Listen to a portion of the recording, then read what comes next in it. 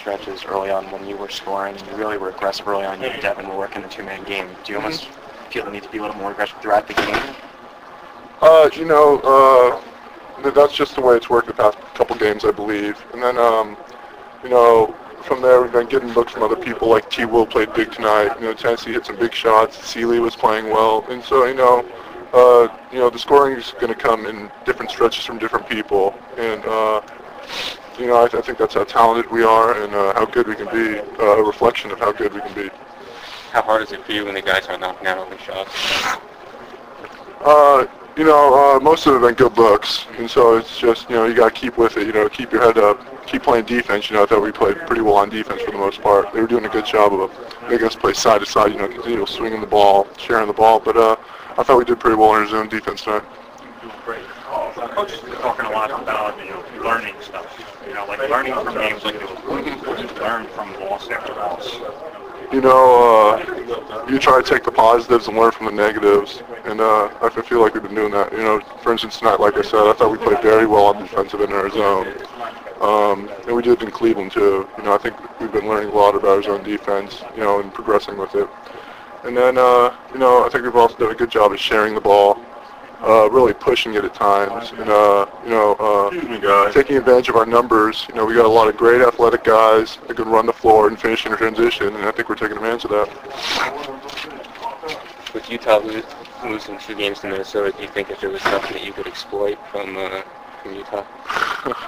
They're a very talented team, so we just wanted to come out and try to attack them on both ends of the floor. We wanted to attack them offensively through transition, through our pick and rolls, getting inside and scoring. And then defensively, making them work for their buckets, making them play the full 24 seconds on the shot clock, making them turn the ball, swing the ball multiple times. And, obviously they got a great floor general in, Darren. So, we got to play very tough on him because he makes a lot of easy shots for other people on the floor. And how hard is he going up against college Blues tonight? I've known him for a very long time. Actually, played on the same traveling team as an older brother, and so he played at AAU ball with Evo, South Fresno. So I've known him for a long time. And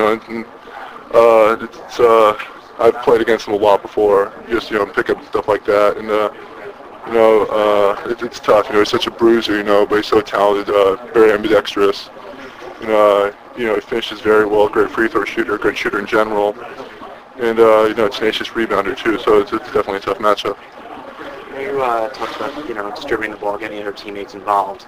The last 2 games, we started out really strong scoring. Do you think you've almost been a little unselfish coming in the second halves, trying to get the other guys involved? They do a very good job cutting off me, and I just try to look for them, when teams are more focused on me defensively.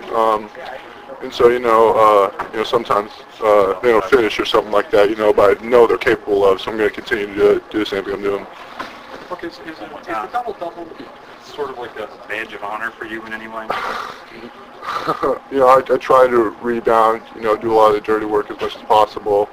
But, the point's moot if the result isn't a win.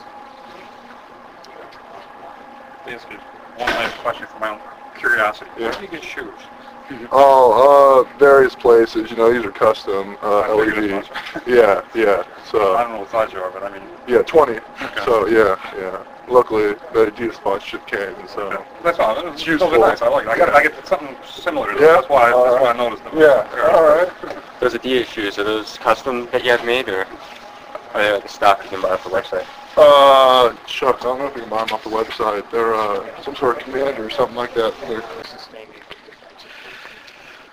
We had, lapses tonight, more, transition, after turnovers we did get back. And, with a team like this, they attack you so well, getting the ball in the paint and, with all their movement, they're a great passing team, and you got to have longer stretches where you're in tune defensively. We just didn't, tonight we didn't bring that type of intensity as far as defensive play.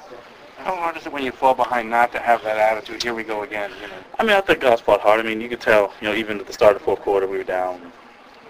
And we came out with a nice run, knocked it under 10. So, and this team has a little fight, but we got to sustain it for longer periods of time. Yeah, I mean, we kind of ran out of gas a little bit. You know, it was that last little flunder before, you know, they put the big run on us. But, you know, with this team, you know, we know what they do well. I mean, they're very methodical in what they do. And, you know, you got to come and bring a hard head. I mean, they make hard cuts, they make good passes, and they rebound the ball very well.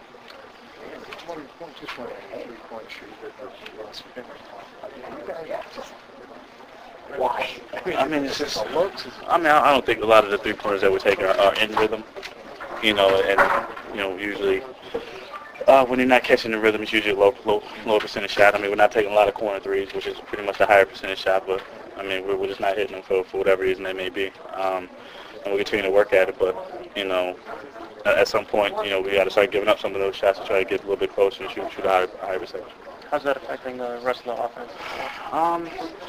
Well, our inability to space the floor, you know, they're kind of jam in the middle a little bit and kind of force us to take the inside shot. So it's not a whole lot of driving lanes. Obviously, they can double and triple team Brook, and you know, unless we're able to hit those shots, you know, it's a struggle to try to get points in the paint.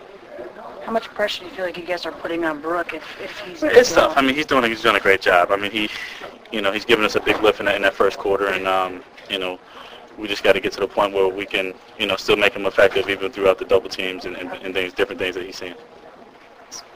Particularly tough nights for you, 1 for 9.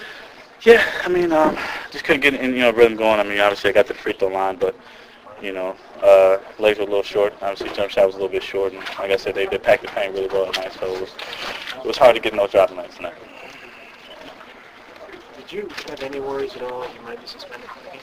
I mean, after you get to a certain point, when you wake up and you don't have a phone call from them, I think you're okay. But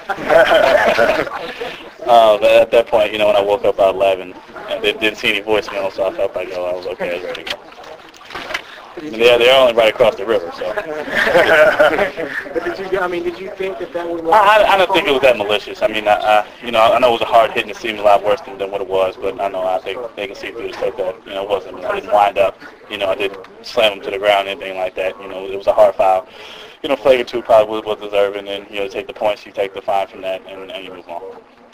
And Keaton said before the game that he kind of liked the fact that you did that in terms of sending a message. You know, we're not going to give up contested lanes. Well, I mean, at that point in time, yeah, I was a little perturbed to turn the ball over at that point in time. But you know, with that situation in the game, I can't give up a layup and I can't give a 3-point play. Obviously, I would like to get a little bit more of the ball and send them to free throw line for 2 instead of giving them 2 free throws and the ball. But you know, that's the way the situation was. I mean, you're upset by getting stripped by Shaq. I was a little upset. I was a little perturbed today, yes. What's he doing so far from the basket? I mean, that's the point of putting him in pick and rolls. But you know, he out-clevered me in that play. So, yeah. Before the game, Karolinko was talking about he played for this program for 3 years over in Russia. He speaks highly of him. Yeah. You talked to him about him? I don't. I haven't yet, but you know, from what I've heard, he speaks highly of him, and you know, everything that we've heard, you know, it seems to be pretty good. He's a guy who likes to turn things around and likes to win right away. So hopefully that works in our favor. So how much is that in terms of making the future? We don't look at that. We look at, you know, the next game. That's something we can control, and we move on. And you don't allow yourself to can't a little. You can't at this point. You know.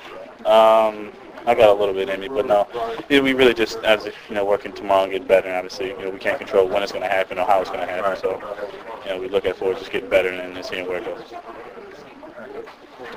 Thanks.